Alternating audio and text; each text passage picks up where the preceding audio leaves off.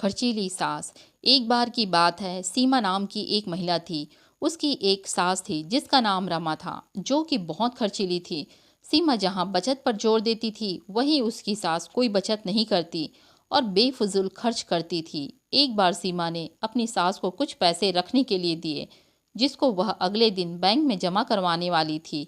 उसकी सास उन पैसों से बाजार से अपने लिए कपड़े लेकर आ गई। अगले दिन जब सीमा ने अपनी सास से पैसे मांगे, तो सास ने बताया वह तो उसने खर्च कर दिए हैं। उसने सीमा को कहा, बचत करने की कोई ज़रूरत नहीं है, जिंदगी को अच्छे से जीना चाहिए। सीमा अपनी सास को बेफिजूल घर की लाइट जलाने से मना करती थी, जो कि उसकी सास को बिल्कुल पसंद नहीं था। वह इन बातों पर अपनी बहू सीमा को डांट देती थी। इसके बाद सीमा ने भी निर्णय कर लिया कि वह अपनी सास को रोकेगी नहीं। सीमा ने इसके बाद अपनी सास के कमरे का बल्ब लाकर बदल दिया। सास के पूछने पर सीमा ने कहा कि अब वह जितना चाहे उतनी लाइट जला सकती है। एक दिन सीमा की सास को पकौड़े खाने की इच्छा हुई।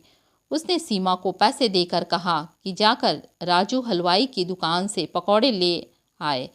कुछ देर में सीमा अपनी सास को पकौड़े लाकर देती है, जो उसको बहुत पसंद आते हैं। इसी तरह दिन बीते जा रहे थे और सीमा ने अपनी सास को फिजूल खर्ची पर टोकना बंद कर दिया था।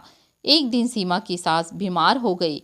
उसको जब हॉस्पिटल में भर्ती कराया, तो डॉक्टर ने एक बड़ी बीमारी बताकर शहर के हॉस्पिटल में रेफर करने को कहा।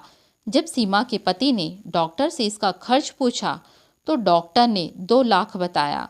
यह सुनकर सीमा का पति और उसकी सास बहुत दुखी हो गए कि इतने पैसे हम कहाँ से लाएंगे। लेकिन सीमा ने डॉक्टर को अपनी सास को शहर के डॉक्टर को रेफर करने को कहा, जिससे उसके पति और सास हैरान हो गए।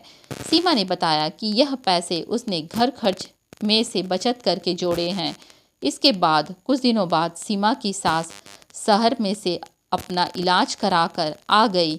अब वह पूरी तरह से स्वस्थ थी। उसने आकर सीमा से पूछा कि तूने इतने पैसे कैसे जोड़े? मैं तो तुझे बचत करते समय हमेशा मना करती थी। सीमा ने बताया कि मैंने सारे घर के बल्ब, कम बिजली प्रयोग करने वाले बल्ब लगाए, और जब भी आप मुझे बाहर के पकौड़े लाने को कहती थी, तो मैं घर पर ही आपको पकौड़े बनाकर खिलाती थी। उसने सीमा की बहुत तारीफ की और खुद भी आगे से पैसे बचाने का निर्णय लिया। इस कहानी से हमें यह सीख मिलती है कि हमें फिजूल खर्ची से बचकर पैसे का सही इस्तेमाल करना चाहिए। दोस्तों, इस कहानी के बारे में आपकी क्या राय है, कमेंट में ज़रूर बताइए। अच्छी लगे तो लाइक सब्सक्राइब ज़रूर कीजिए।